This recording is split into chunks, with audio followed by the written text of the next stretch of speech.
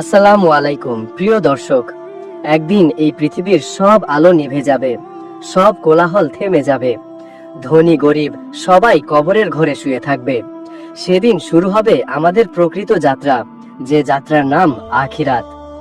আজকের ভিডিওতে আমরা জানব হাসরের ময়দান থেকে শুরু করে জাহান্নামের আগুন, সিরাত সেতু পার হওয়া, আর শেষে জান্নাতের অফুরন্ত নিয়ামত।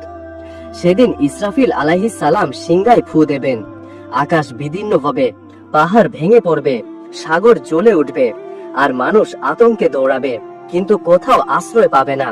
এরপর সব মানুষ কবর থেকে বের হয়ে আসবে।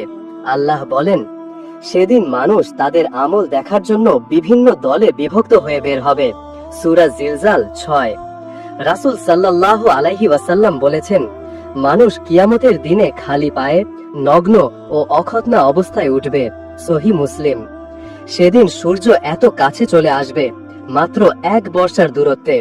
তখন মানুষের ঘাম তাদের আমলের ওজন অনুযায়ী বের হবে।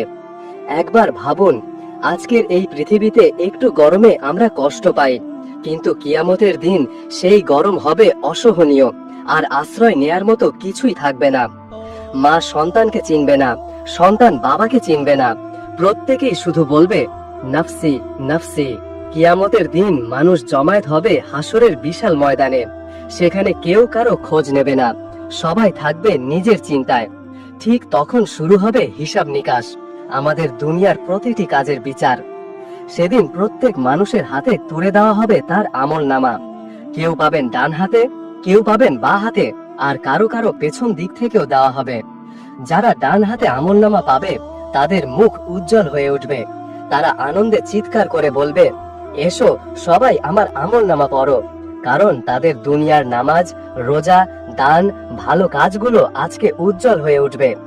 তাদের জন্য ঘোষণা হবে, তোমরা জান্নাতে প্রবেশ করো, যেখানে থাকবে শান্তি।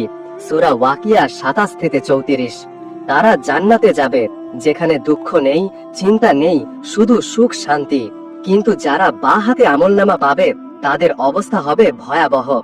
আল্লাহ বলেন, সে চিৎকার করে বলবে, হায় ধ্বংস আমার জন্য, আমার ধন সম্পদ আমার কোনো উপকারে আসলো না, আমার ক্ষমতা ধ্বংস হয়ে গেছে।